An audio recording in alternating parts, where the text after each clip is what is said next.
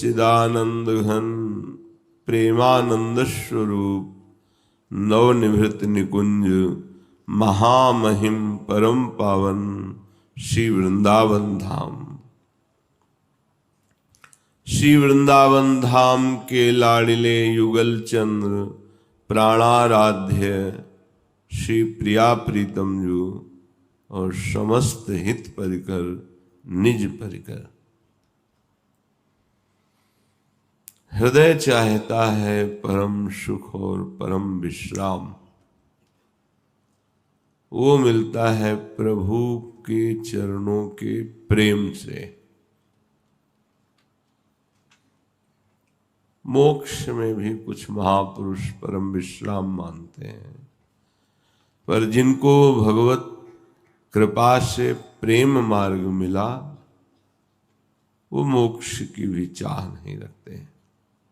श्रीपाद कह रहे हैं, प्राप्ता शेषः प्राकृतो अपाकृतो वा भोगः प्राप्ता मुक्तयो वा समस्ताः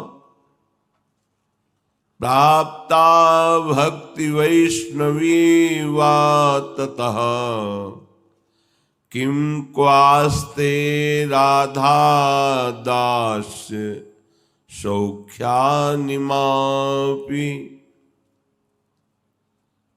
अगर हम बहुत अच्छे सत्कर्म करते हैं, पुण्य करते हैं, दान करते हैं, नाना प्रकार के तीर्थाटन आदि करते हैं, पर हमारा लक्ष्य नहीं बना भगवत प्रेम या भगवत प्राप्ति, तो आपको प्राकृतिक सुख की बाहुल्यता प्राप्त हो जाएगी। क्योंकि शुभ कर्म ये लौकिक सुख प्रदान करने वाले हैं, लोक लोकांतर के।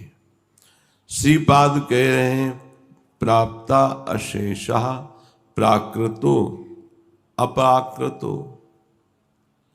माना कि आप ऐसे सत्कर्म किए हैं कि आपको प्राकृतिक भोग प्राप्त हो जाए या देवलोक आदि के अप्राकृतिक प्राप्त हो जाए, तो क्या तुम समझते हो इन भोगों की प्राप्ति से तुम्हारा जन्म मरण कट जाएगा, तुम्हारा दुख भय शोक मिट जाएगा? कहते नहीं मिटेगा।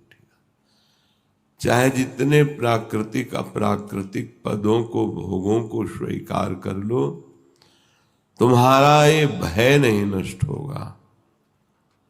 ये छीन न जाए इस बात का भय। कई तरह के भय, भोगों की प्राप्ति चाहे लोक की हो चाहे परलोक की, परिणामता उसका पतन ही होता है।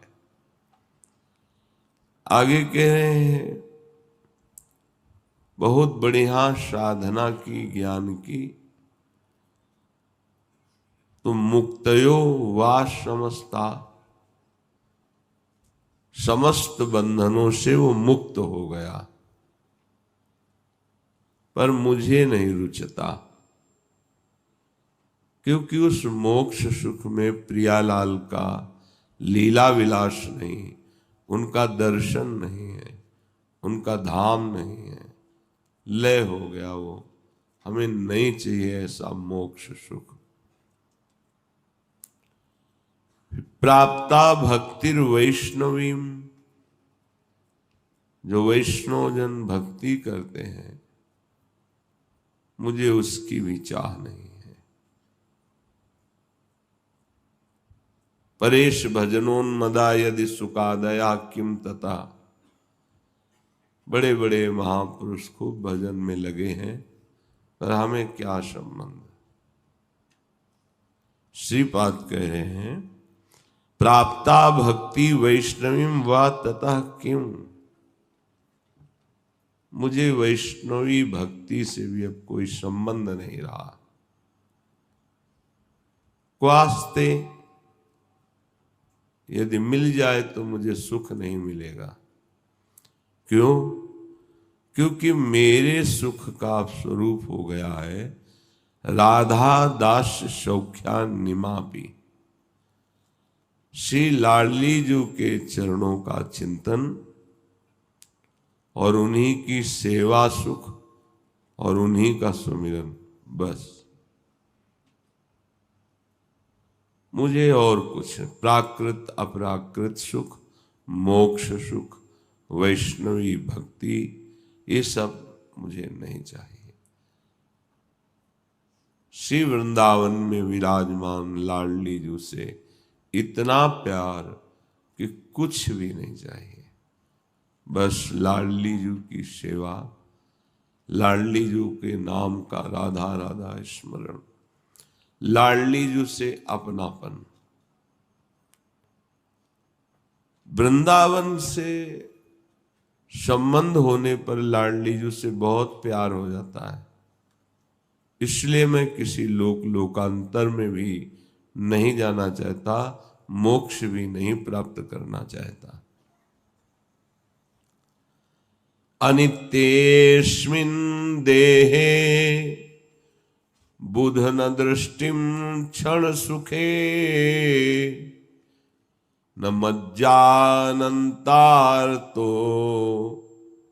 बत युवति सखे कुविषये वपुष्यस्मिन् श्रोता प्रिय यशास हित्वा रुचिमये मनोराधा पादाब्ज निलय मेवा सुगमय। अगर बुद्धिमान हो तो हमारी बात को समझ जाओगे। श्रीपाद कह रहे हैं ये शरीर भी अनित्य है, कब मर जाए कुछ पता नहीं, कौन सा भयानक दुख रोग पैदा हो जाए कुछ पता नहीं। इससे भोगे जाने वाले भोग भी अनित्य हैं, नाशवान हैं, परिवर्तनशील हैं। अगर तुम बुद्धिमान हो तो इस शरीर और शरीर भोगों से अपना राग मिटा दो, यही जीवन का लाभ है। मत देखो इस शरीर की प्रीति को, मत देखो मन इंद्रियों के भोगों की प्रीति को, क्योंकि यही तुम्हारा घोर बंधन है। अनंत सुखदायक चाहे जितना बड़ा कुविषय हो, और हमें कोई सलाह दे कि एक सुख नहीं बहुत से सुख आपको मिलेंगे, तो मत देखना उधर, मत सुनना उधर कानों से, नहीं तो ये जो परमानंद प्रदान करने का समय मिला है ये नष्ट हो जाएगा। बहुत सावधानी की बात कहते हैं। ये शरीर अनित्य है, नाशवान है, मरने वाला है। इस शरीर से जो भोग भोगे जाते हैं वो भ्रमात्मक हैं, दुख देने वाले हैं, बांधने वाले हैं। इसलिए हे उपासक, इस शरीर और शरीर संबंधी भोगों की प्रियता को नष्ट कर दो। इतना बल है भजन में। आप भजन कीजिए तो ये सब अच्छे ही नहीं लगेंगे।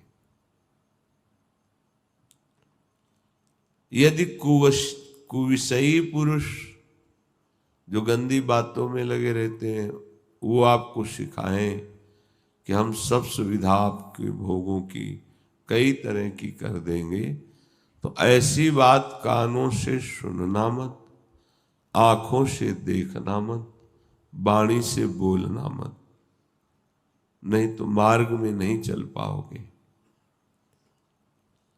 परमानंद देने वाला ये शरीर है। जब राग करोगे तो यही शरीर दुख देगा, और जब शरीर राग का त्याग करके कर्तव्य कर्म करते हुए भजन करोगे तो यही परमानंद प्रदान करने वाला बन जाएगा। इसलिए मन को शीघ्र से शीघ्र प्रियालाल के श्री चरणों में अर्पित कर दो, या वृंदावन में न्यस्तम शरीर को छोड़ दो। शरीर छोड़ने का मतलब कोई शरीर नष्ट करना नहीं है। शरीर को यहीं स्थापित कर दिया, अब जो होगा लाडली जी जाने। हमें अपनी निष्ठा पे रहना है। जैसी ये निष्ठा गाई जा रही है, ऐसी निष्ठा का उपासक लाडली लाल को प्राप्त होता है। गोस्वामी तुलसीदास जी कह रहे हैं, जो तुम त्यागो राम, हो तो नहीं त्यागो। परिहरि पाए अब काहि अनुरागो। हे प्रभु, मैं नीच हूं, अधम हूं, ऐसा जान करके आप त्याग दें, कभी हमें स्वीकार न करें, तो भी मैं आपको कभी नहीं त्याग सकता। ये प्रेम की निष्ठा हर उपासक के हृदय में होनी चाहिए, नहीं डगमगा जाओगे। माया का झकोरा आएगा, दुख विपत्ति बिछ जाएंगी, आप घबरा जाओगे। आपके चरण कमलों को छोड़ करके कहाँ जाऊं? कोई ठौर हो तो बताओ। आपके समान जब कोई नहीं है तो आपसे बढ़कर कौन हो सकता है?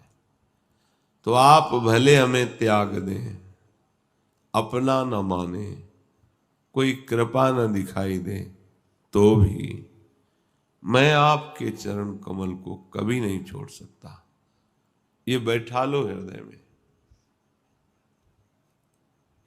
कैसी भी परिस्थिति आ जाए, प्रभु भी प्रतिकूल लगने लगे, तो भी इस मार्ग का पथिक कमजोर नहीं होता, उत्साह पूर्वक आगे बढ़ता है। जो तुम त्यागो राम, हो तो नहीं त्यागो। परिहरि पाए काहि अनुरागो। सुखद सुप्रभु तुम सो जग माही,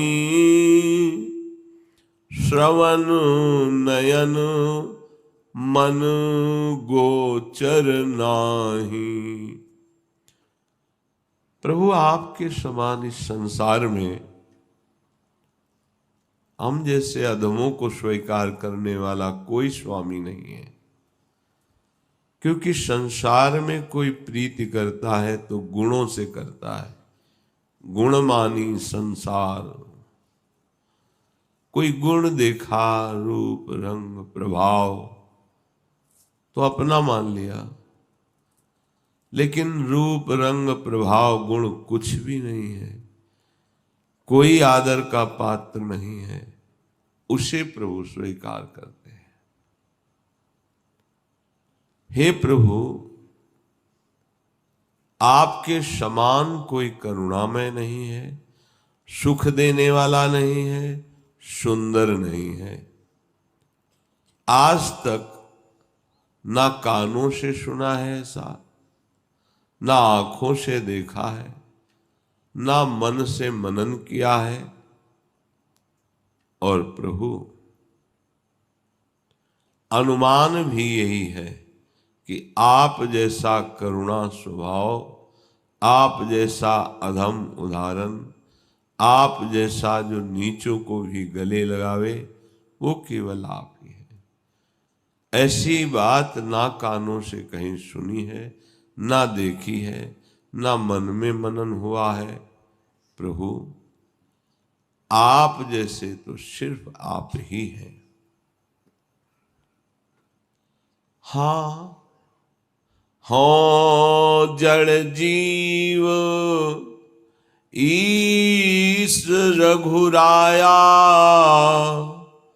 तुम मायापति हो बस माया।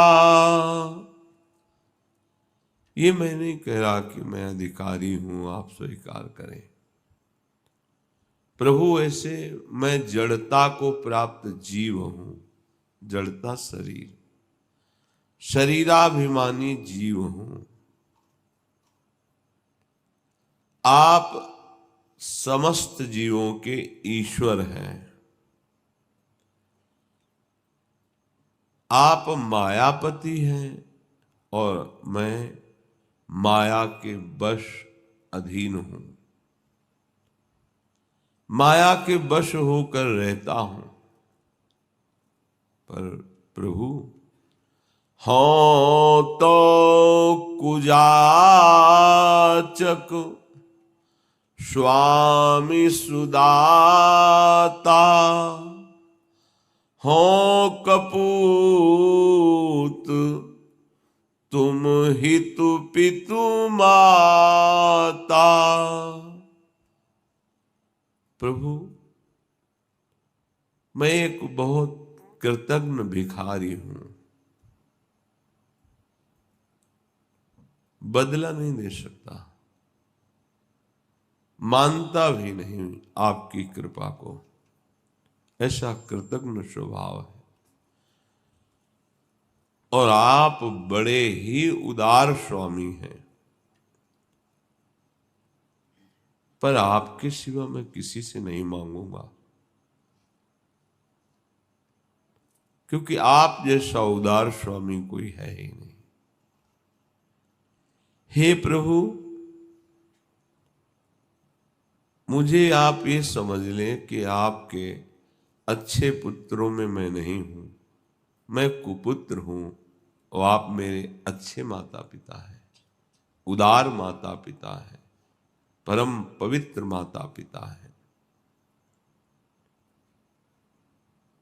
बस प्रभु आपके इस हित भरे स्वभाव को देख करके अब मैं निश्चिंत हो गया हूं। अब न मुझे पाप के फल भोगने का भय है और न पतन का भय है और न कल्याण की इच्छा है, क्योंकि जान गया हूं कि मैं कुपुत्र हूं, मैं नीच जड़ जीव हूं, मैं माया के वश हूं। पर आप महान ईश हैं, आप मायापति हैं, और कैसा भी कोई हो आपकी शरण में आ जाए तो आपका स्वभाव है, उसका अहित अमंगल नहीं हो सकता। तो मुझे पता चल गया कि मेरा भरण पोषण मेरे प्रभु से हो रहा है। अब जो पे कहूं को बूझत बातो, तो तुलसी बिनु मोल बिकातो। यदि कोई कहीं भी मेरे से पूछता कि कैसे हो तुलसी, किसी ने नहीं पूछा। जब किसी महापुरुष की ऊंचाई का भगवान चयन करते हैं तो पग पग पर कष्ट के जाल बिछा देते हैं। एक कवल भोजन भी नहीं मिलता था गोस्वामी जी। अगर भिक्षा के लिए दरवाजे पे खड़े हो जाते थे तो लोग तिरस्कार करके निकाल देते थे कि ये बड़ा अभागी है, जन्म लेते ही मां को मार दिया, दासी ने सेवा की वो भी मर गया, पिता तो बिल्कुल विरोध में थे, देखने भी नहीं आते, देखना भी नहीं चाहते थे। तो जिसके दरवाजे पे जाते वहीं से भगा दिए जाते, कोई प्यार नहीं। कई दिन भूखे रहने पर स्वयं अन्नपूर्णा जगदम्बा वेश बदल के आई और गोस्वामी जी को भोजन पवाया। कह रहे यदि कहीं कोई मेरे से हित की बात पूछ लेता, मैं तो बिना मोल बिक जाता उसको, कि कोई मुझे प्यार करता है। कहीं नहीं।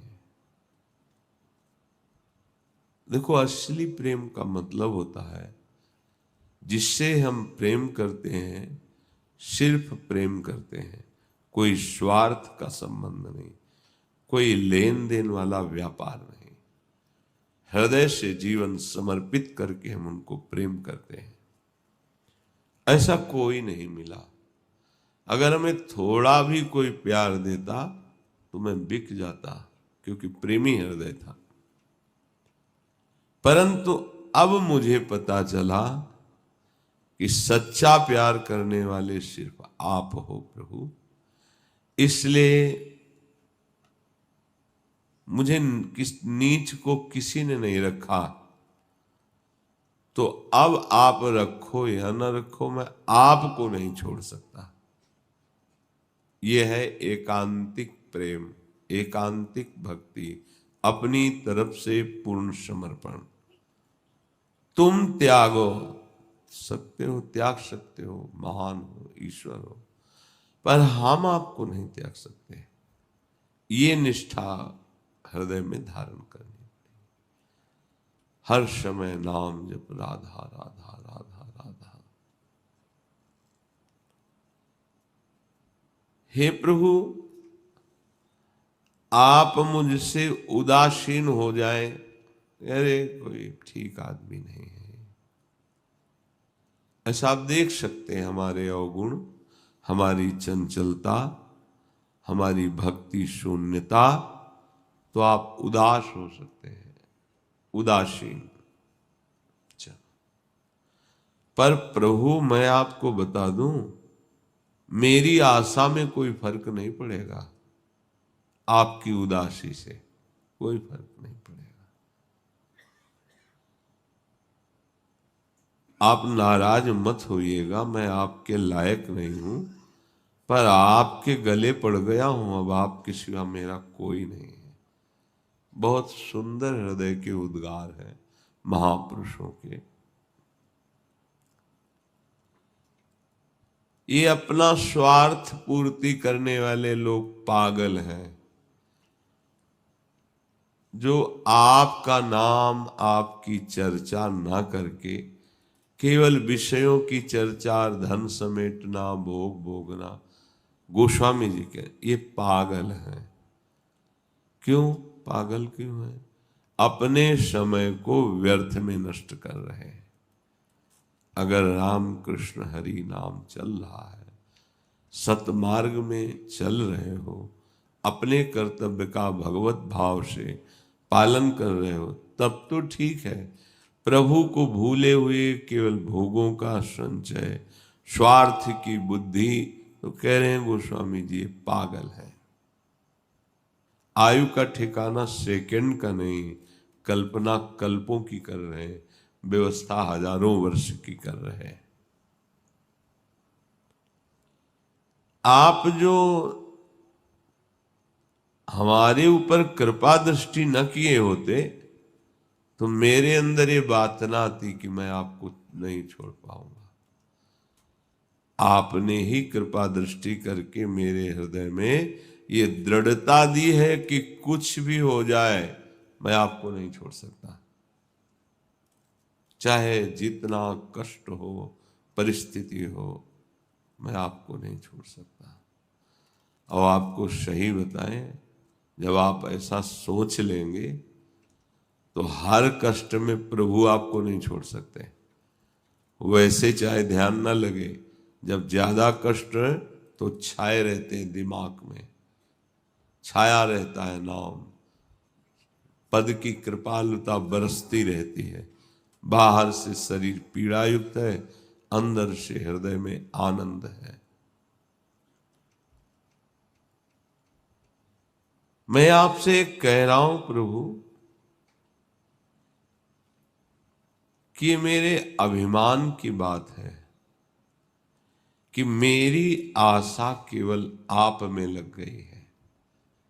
ये मेरे अभिमान का विषय है कि अब आशा केवल आपसे, आशा एक राम जी से, दूजी आशा तोड़ दे, नाता एक राम जी से, दूजा नाता छोड़ दे।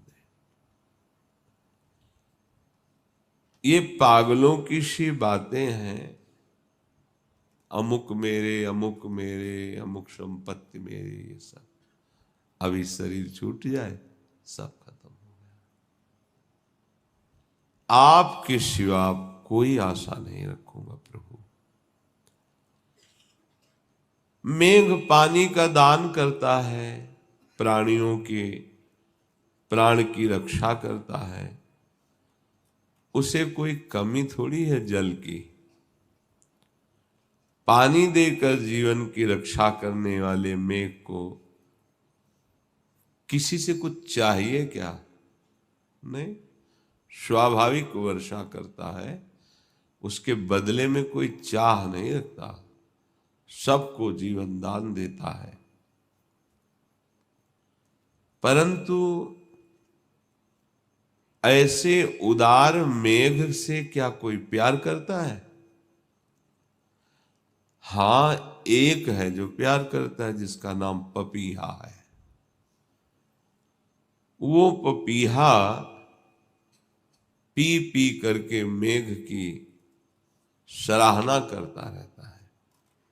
मेघ बरसे तो पी पी, मेघ ना बरसे तो, मेघ ओला बरसे तो या आग बरसे तो उसको इससे मतलब नहीं। वो केवल मेघ से प्यार करता है। जैसे सर्वमंगलकारी मेघ संपूर्ण प्राणियों को जल वृष्टि के द्वारा जीवन प्रदान करते हैं, उसी से सब अन्न आदि। पर कोई क्या मेघ से प्यार करता है क्या? बोले नहीं। तो मेघ से एक प्यार करता है, पपीहा। चाहे जैसी परिस्थिति हो, वो अपने मेघ की कृपा ही मानता है, दुलार ही मानता है, चाहे वो पाहन क्यों न बरसावे। अंग चोटिल हो रहे तो उसको मेघ के स्पर्श का सुख मिल रहा है। हे अटल प्रेम के नियम का निर्वाह करने वाले प्रभु, ये मेघ पपीहे को बिना ही किसी स्वार्थ के स्वाति का जल देता है, जीवन दान। इसमें उदारता मेघ की है और लगन पपीहा की है। परंतु मेघ की उदारता से ज्यादा सराहना उस पपीहा की है, चातक की है, जो केवल मेघ से प्रेम करता है और हर कष्ट सहता है। ठीक ऐसे ही भगवान तो सब पर कृपा की वर्षा कर रहे हैं मेघ की तरह, पर कोई पपीहा की तरह बड़ा भाग्यशाली भगवान से प्रेम करता है।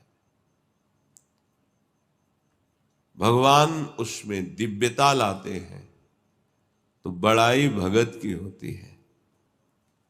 बड़े कृपालु, छुप के बरसते हैं, कोई जान न पावे, करें करावें आप सब, जने बड़ाई दे। ऐसा आपका स्वभाव हमने देखा, गोस्वामी जी कह रहे हैं। पवित्र और पुष्ट करने वाले जल को मछली से लेश मात्र भी लाभ नहीं है। जल को मछली से कोई लाभ नहीं, कोई संबंध नहीं मानता जल। पर मछली इतना प्यार जल को करती कि जल के बिना जी नहीं सकती। ऐसे ही उपासक को यदि अनुभव हो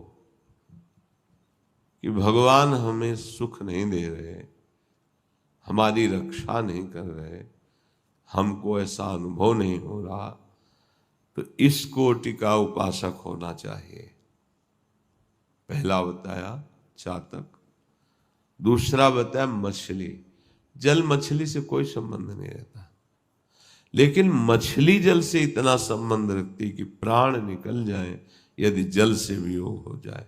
ऐसा उपासक होना चाहिए कि हम भगवान से कोई चाह, आकांक्षा, परिस्थिति सुधार की बात न कहें।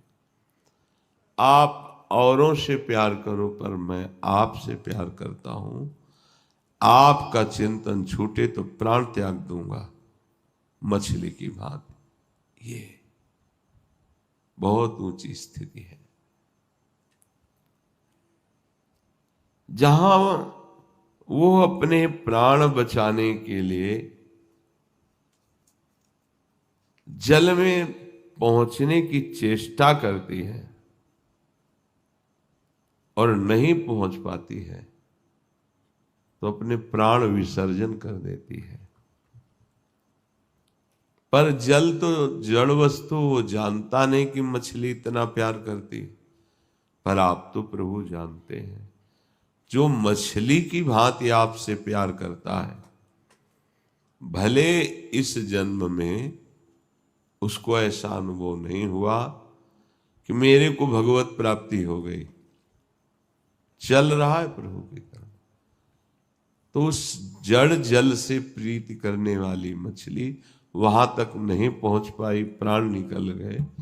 पर भगवान से प्रीति करने वाला उपासक जितने भी कदम चला है, शेष कदम भगवान चल के आ जाते हैं, और उसके जब प्राण निकलते हैं तो भगवान की आनंद वृत्ति को प्राप्त होता है। प्रभु, मेरे से आपको कोई लाभ हो ऐसी संभावना ही नहीं, क्योंकि आप पूर्ण हैं, मेरी जरूरत आपको नहीं है। मेरे से आपको कोई सुख पहुंचे, आप सुख सिंधु हैं। मैं आपको कहीं रिझा पाऊं ऐसे एक भी गुण नहीं है। भी बहुत, ये भगवत प्राप्ति का सहज स्वरूप है। दृढ़ आश्रय, दृढ़ भरोसा। परंतु जब हमने ठान लिया है कि हम केवल आपका ही नाम जप करेंगे, आपके ही आश्रित हैं, तो मुझे लगता है अब आप रुक नहीं पाओगे। आपका स्वभाव ऐसा है, आप मेरी तरफ खींचे चले आओगे और मुझे गले लगाओगे, पक्का। गोस्वामी जी कहते, मैं आपके स्वभाव को जानता हूं, आपकी बलैया लेता हूं, आपके स्वभाव की। बड़ा सहारा मुझे मिल गया, बहुत सुंदर सहारा मिल गया है। कभी कभी खोटे सिक्के भी काम में आ जाते हैं, बड़ों के साथ खोटे सिक्के भी चल जाते हैं। तो नाथ आपके जो असली भक्त हैं, वो तो बहुत बढ़िया सिक्के हैं, पर जो हम खोटे सिक्के हैं, क्योंकि हम में वो प्रीति नहीं, वो सद्गुण नहीं, वो सेवा नहीं, नकली हम हैं, पर हैं आपके। बहुत सुंदर बात। अब मेरी समझ में ये आया है कि आपसे बढ़कर आपका नाम है। अब हमने तो नाम को बहुत जोर से पकड़ लिया है। बहुत सागर से तर जाऊंगा कि नहीं तरूंगा, अब ये संशय नहीं रहा। अब तो हम पार हो जाएंगे। आपके दरबार की महिमा सुनी है कि चाहे कोई कितना बड़ा तपस्वी भजनानंदी हो, चाहे कितना बुरे आचरण वाला हो, दोनों ने जब आपका आश्रय लिया तो आपके दरबार में समान सम्मान उसको प्राप्त हुआ, समान प्यार उसको प्राप्त हुआ। ऐसा नहीं हुआ कि वो तपस्वी उसे ज्यादा और ये बुरे आचरण करके हमारी शरण में हुआ तो इसे तिरस्कार, ऐसा नहीं देखा। चाहे कोई आपके अनुकूल हो या आपके प्रतिकूल हो, हमने तो देखा दोनों को परम पद प्रदान किया। विभीषण अनुकूल और रावण प्रतिकूल, पद दोनों को एक ही मिला। रावण को मार करके परम पद और विभीषण को दुलार करके परम पद। पर हमने देखा कि आपने दोनों को परम पद प्रदान किया, दोनों मुक्त हो गए। इसीलिए प्रभु जो आपके अनुकूल आचरण करने वाले भजनानंदी हैं, उनका तो कल्याण आप दुलार करके करेंगे ही, पर जिनके आचरण पवित्र नहीं है, भजनानंदी नहीं है, आपके अनुकूल नहीं है, भरोसा है हमें कि उनका भी आप कल्याण कर देंगे। पकड़ो बात को, बात पकड़ने से हिम्मत आ जाती है। मेरा भी कल्याण हो जाएगा, क्योंकि जैसे तैसे हम प्रियाजू के हैं, उनकी शरण में हैं। तो हे नाथ, मन में सब चल रहा था इसलिए आपसे बात की है। कह देने से थोड़ा बात बिगड़ भी जाती है। बहुत सोचा कि मन ही मन रखें बात, पर रहा नहीं गया, आपसे कह दिया। मन की मन ही में रखना अच्छा होता है, पर आप हमारे स्वामी हैं, हम आपसे छुपाव नहीं कर सकते। अब तुलसी के मन की हर बात आपके सामने है, आप देख लो, जैसा चाहो वैसा करो, पर हम आपको छोड़ने वाले नहीं। देखो भला अपनी स्थिति कैसी है। छोटे छोटे कष्टों में, छोटी छोटी अनुकूलता प्रतिकूलताओं में हम प्रभु के अस्तित्व को ही छोड़ देते हैं। और ये मार्ग बहुत नासमझी से अगर सुनोगे तो भय लग जाएगा। युधिष्ठिर जी महाराज से भगवान श्री कृष्ण जब परस्पर वार्ता करते हैं तो कहते हैं, हे युधिष्ठिर, मैं जिस पर कृपा करता हूं उसका सर्वनाश कर देता हूं। ना समझी इसीलिए शब्द बोला कि आप सर्वनाश का मतलब यही समझेंगे हमारा रुपया खत्म हो जाएगा, हमारा ये नहीं, ये बात नहीं है। कृपा अम्बरीश जी के ऊपर जो थी उतनी दुर्वासा जी के ऊपर नहीं थी, तो क्या अम्बरीश का सर्वनाश हुआ क्या? तो यहां सर्वनाश का मतलब है सर्व विकारों का नाश, सर्व रागों का नाश, जो आपको भगवत प्राप्ति में बाधा देने वाले। मैं जिस पर कृपा करता हूं उसका सर्वनाश कर देता हूं। तो तैयार रहो होली खेलने के लिए। अगर कदम रख दिया है भगवत मार्ग में तो अब जीवन की होली नंद नंदन के साथ ही खेलेंगे। इसमें भारी से भारी दुख भी आते हैं, क्योंकि आपका अंतिम जन्म होगा, फटाफट हिसाब होता है। बहुत बड़े कष्ट को छोटे छोटे कष्टों में शीघ्र से शीघ्र दिया जाता है, क्योंकि अब उसका आवागमन नष्ट होगा। इसीलिए जो कम बुद्धि वाले लोग होते हैं वो कहते हैं कि देखो मांस खाता है, शराब पीता है, बड़ी मौज मस्ती में रहता है, माला चलाता है, भजन करता है, संत सेवा करता है, और भी धार्मिक कृत्य, बहुत समस्या में फंसा है। नहीं नहीं, अभी तुम जान ही नहीं रहे हो। वो समस्या में नहीं, वो समस्याओं से मुक्त हो रहा है। आई हुई समस्याएं सब नष्ट होती हुई आगे बढ़ रहा है। वो जो है उस समस्याओं का संग्रह कर रहा है, पुण्यों का नाश हो रहा है उसके। पुण्य बल से खूब पाप करता है, और जब पुण्य क्षय हो जाते हैं तब पाप का प्रभाव प्रकट होता है। जो भजन करता है, हो सकता है ऐसा, जिस दिन से आप भजन ठानो उसी दिन से विपत्ति प्रतिकूलता शुरू हो जाएगी। हो सकता है और ना भी हो, पर विधान है, हरि का ऐसा खेल है को विपरीतता देते हैं। उपासक को दृढ़ हो जाना चाहिए कि हमारी जो जमा हुई कर्म है, पाप, अब वो जल्दी जल्दी नष्ट किए जाते हैं, क्योंकि हृदय में तभी दिव्य ज्ञान दिव्य प्रेम आएगा जब निष्पाप हो जाएगा। जहां भजन शुरू किया तो लोग तुमसे प्यार नहीं करेंगे। हमें संसार के बोलने पर नहीं देखना है। अधर्माचरण करने की चेष्टा करो, बहुत साथी मिल जाएंगे। अधर्माचरण त्याग करके भगवत प्राप्ति की बात करो तो बाधा वाली बातें करेंगे। संसार का ऐसा स्वरूप है। उपासक चार ये जयत खंभ हैं भगवत मार्ग के। धाम, अखंडवास, धाम का आया आश्रय लेकर बाहर धाम का चिंतन करना, नाम जप करना, ये दूसरा है। नाम जप की चर्चा में आपने सुना, श्वासों से नाड़ी से जैसे भी हो सके नाम जप करें।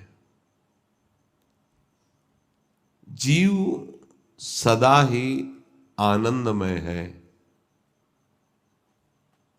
पर वो जब शरीर और भोगों को स्वीकार कर लेता है तब वो अतृप्त और जलता रहता है।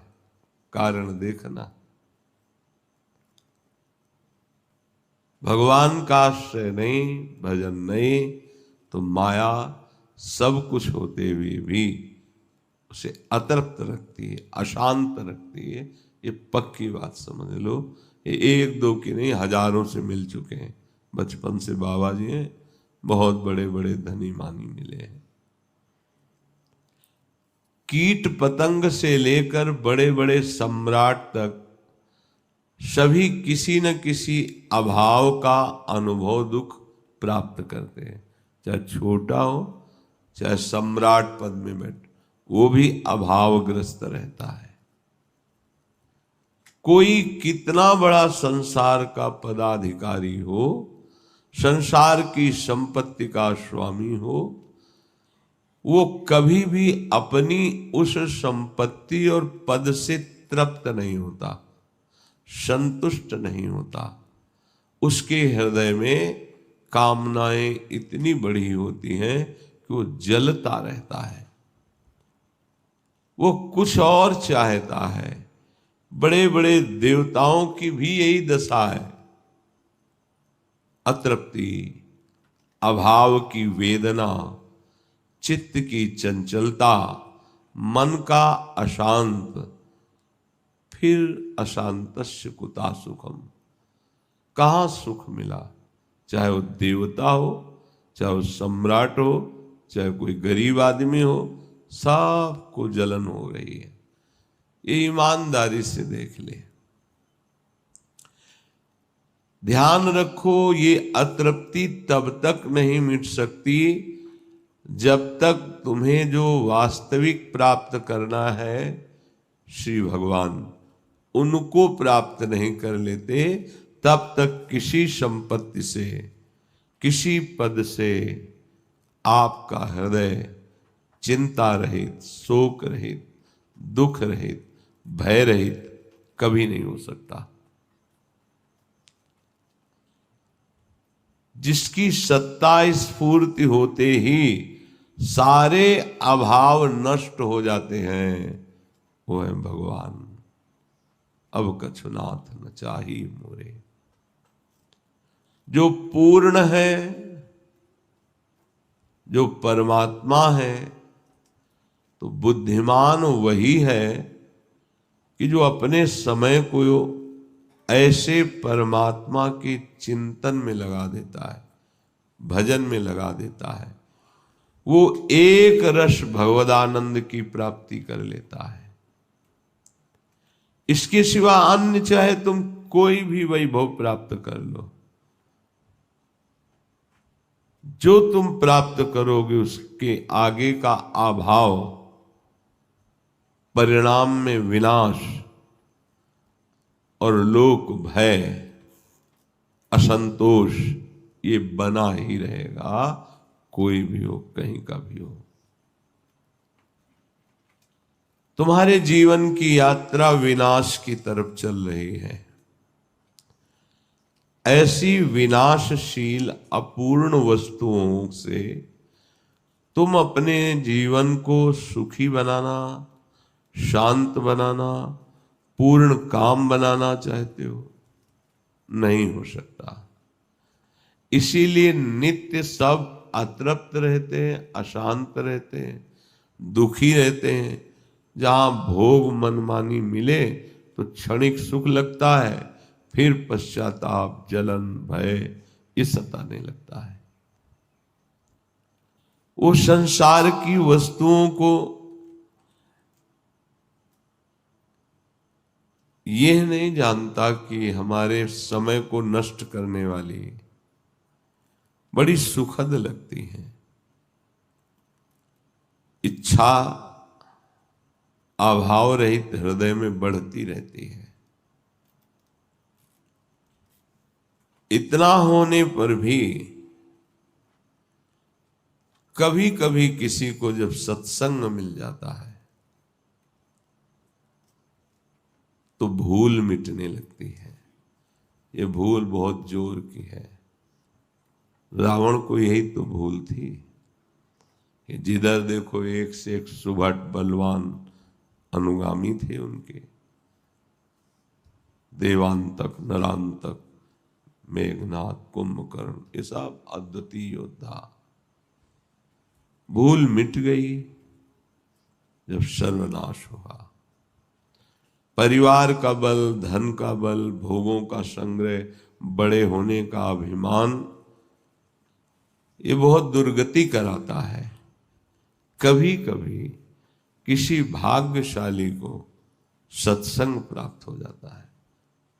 तभी कहा गया है, संत समागम हरि कथा, तुलसी दुर्लभ दोए। ये दुर्लभ बात कभी कभी मिल जाती है। वो सत्संगी नहीं, कोई मित्र है तो बोले आओ आज चलते हैं वृंदावन, सत्संग सुनते हैं। वो उसके मित्रता के प्रभाव से आया। तो जे भी सत्संग सुना तो थोड़े समय में उसकी नीचता जाने लगती है। अगर वो सत्संग को प्रतिपल मनन करने लगे, आचरण में उतारने लगे, तो जैसे नचिकेता जी, प्रहलाद जी, इनको कोई भय या प्रलोभन परास्त नहीं कर पाया। जब नचिकेता जी किशोर अवस्था के ही थे तो उनके उत्सव के लिए उनके पिता ने कुछ गौएं ब्राह्मणों को दान की। वो गौएं ऐसी बहुत क्षीण काय थी और अच्छी अच्छी गौएं अपने लिए गौशाला में रखे थे। तो सब ब्राह्मणों के सामने नचिकेता ने कहा, पिताजी इसे उत्तम दान नहीं कहते। आपने अपने लिए तो बहुत दुग्ध वाली और स्वस्थ गौएं रख ली और ब्राह्मणों को आप ऐसी गौएं दान करते हो जो दूध देने में समर्थ नहीं, जो गर्भ धारण करने में समर्थ नहीं, शरीर कृश है। ये दान तो नहीं हुआ और ये मुझे अच्छा नहीं लगा। अब आप उत्तर दीजिए आपने ऐसा क्यों किया। तो बड़ा बुरा लगा ना समाज में ब्राह्मणों के सामने। तो उन्होंने कहा कि हम तुम्हारे प्रेम में बंध करके, पुत्र प्रेम में बंध कर ऐसा किया है। तो गौएं हमारे लिए की है तो हमारा जीवन किसके लिए? तो उनको गुस्सा आया, उनका यमराज के लिए है। अब वो सिद्ध पुरुष थे उनके पिता, सीधे यमपुरी पहुंच गए नचिकेता जी। यमपुरी में गए तो निरपराध थे ना, तो इनका सम्मान यम की पत्नी ने अतिथि भाव से किया और कहा इस समय यम यहाँ उपस्थित नहीं है, ब्रह्मलोक गए हैं, जब आ जाएंगे तब आप संभाषण करना।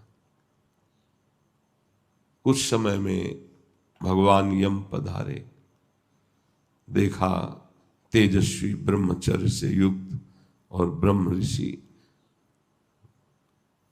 आदर सत्कार किया। नचिकेता ने भी प्रणाम नमस्कार किया।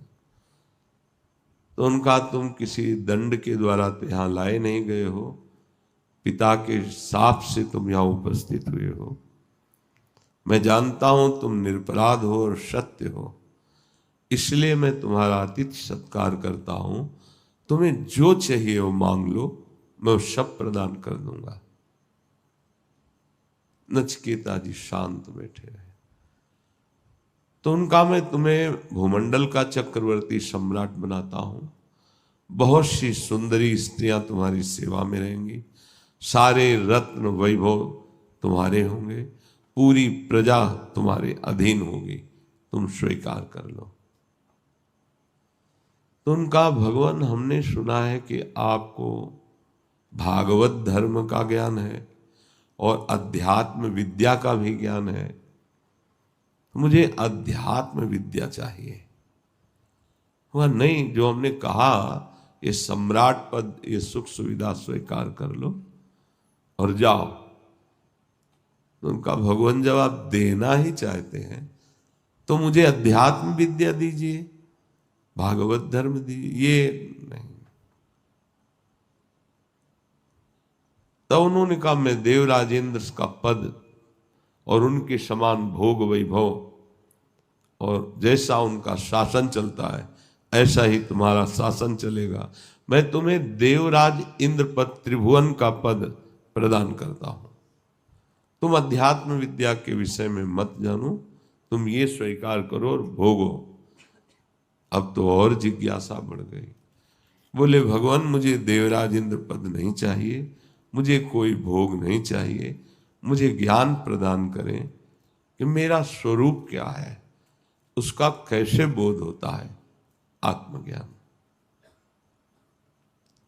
कई प्रलोभन दिए। जब देखा नचिकेता जी ने कुछ स्वीकार नहीं किया, तब उन्होंने कहा तुम सच्चे अधिकारी हो ब्रह्म विद्या के, अब कुछ ही दिनों में तुम ब्रह्म विद्या के पारंगत अनुभवी महापुरुष हो जाओगे। तब नचिकेता को प्राप्त हुआ। देखो, लोक सुखों की, भोग सुखों की अगर वृत्ति लालसा युक्त है तो ना तो शुद्ध ज्ञान होता, ज्ञान की बातें होती, बोध नहीं होता। परमार्थ की बातें होती, परमार्थ में चलना नहीं होता। ऐसे ही प्रहलाद जी महाराज, गोद में दुलार कर रहा है हिरण्याकश्यप, क्या बच्चा तुम्हें प्रिय लगता है? उन्होंने कहा पिताश्री मुझे भगवान श्री हरि प्रिय लगते हैं और 9 प्रकार की भक्ति से उनका जो सेवन किया जाता है वो बहुत प्रिय लगता है। पटक दिया उठा के और आदेश कर दिया इन किन प्रकार इसका वध कर दिया जाए। हर उपाय किए गए, ना प्रहलाद जी डरे, ना भक्ति छोड़ी। तो भगवान साक्षात नरसिंह के रूप में प्रहलाद जी को हृदय से लगाते हैं, दुलार करते हैं। जगत के समस्त प्राणी जब भगवती मार्ग में चलते हैं, भगवत मार्ग में बहुत ध्यान देने होगा, तो उससे 2 प्रकार के बाधाएं आती है। एक तो अगर कमजोर देखा गया तो भारी विषयों का प्रलोभन, उसकी मांग से ज्यादा, अब वो उन विषयों को देखकर उनका स्वामी बन करके उन्हीं के भोगने में लग जाता है, मार्ग छूट जाता है।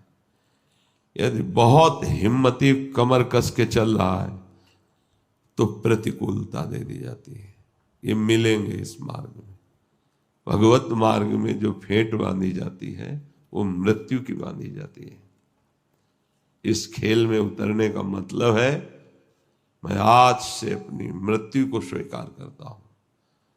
कितना भी कोई कष्ट हो, भगवान का भजन नहीं छोड़ूंगा, भगवत मार्ग नहीं छोड़ूंगा, चाहे कदम कदम पे मिटा दिया जाऊं, ऐसा दृढ़ निश्चय ही चाहिए। ऐसा भक्त तो प्रलोभनों में तो गिरता ही नहीं है, लेकिन विपत्तियां, विपरीतता, कदम कदम पर दुख, ये पक्का समझ लेना, पक्का। और अगर श्री कृष्ण से प्यार किया, अब मुझे श्री कृष्ण ही चाहिए। मन, बुद्धि, तन, परिवार, प्यार करने वाले सब प्रतिकूल हो जाएंगे। तो ये अकृपा थोड़ी हो रही, इसी का नाम कृपा है, क्योंकि सबका संबंध छूटकर एकमात्र प्रभु से। घबराना नहीं कि अब तो हमें बैलेंस बना के चलना है, ऐसी भक्ति करनी जिसमें ये सब ना आवे। नहीं, अपार सुख भी रहता है, ये बाहरी बातें रहती हैं, आंतरिक ऐसा सुख मिलता है। अब हम कैसे, वो शब्द नहीं है कि कष्ट, विपरीतता, ये प्रभु से अधिक प्यार दिलाने वाली है, ये हमने देखा है। कच्चे घड़े हो तो फूट जाओगे, अगर पक्की निष्ठा है तो रस भर जाएगा। चाहे जैसी, बड़े बड़े महापुरुषों को देखो, रामकृष्ण परमहंस जी के गले में कैंसर था, डॉक्टरों ने कह दिया सत्संग नहीं करोगे। उन्होंने कहा हमारा जीना भी किस काम का, सत्संग तो होगा चाहे कैंसर बढ़े या मिटे। भाई जी महाराज के उदर में कैंसर था, सत्संग तो होगा, चले। तो जब तक रहना है तब तक गुण गाना है, जब आवाजें ही ना निकले वो बात अलग की बात। कदम पीछे नहीं, ये सूरवीरों का मार्ग है, कदम पीछे नहीं। अगर हम लड़खड़ा के चल सकते हैं तो हम चलेंगे, अगर होश है तो राधा राधा बोलेंगे, बेहोश स्थिति हो तो वो जाने, उनका काम जाने। कदम पीछे नहीं कि बुखार आ गया, ये हो गया, आज अनुपस्थित है। नहीं नहीं, ये प्रवचन नहीं है, जीवन है तुम्हारे सामने रखा। हमें जो सुख प्रभु की चर्चा, देखो हमारा जीवन प्रभु है, आज हो या 10 वर्ष बाद हो, एक सेकंड भी प्रभु से अलग नहीं। इसीलिए हम अंदर से बहुत आनंदित रहते हैं कि प्रभु ने संभाल दिया है।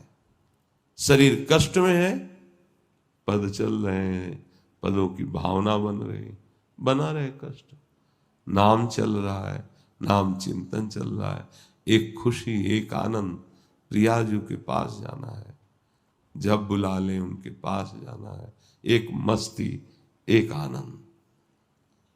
कष्टों को लेकर के पढ़ रहे हो कि हमें जुखाम है, हम सत्संग नहीं जाएंगे, भजन नहीं करेंगे, ठाकुर सेवा नहीं करेंगे, कच्चे घड़े हो, ये जिद्दी स्वभाव होना चाहिए। इसका महत्व मत रखे शरीर का, अरे मुझे तो रोग, कुछ रोग मुझे नहीं, कोई कष्ट मुझे नहीं,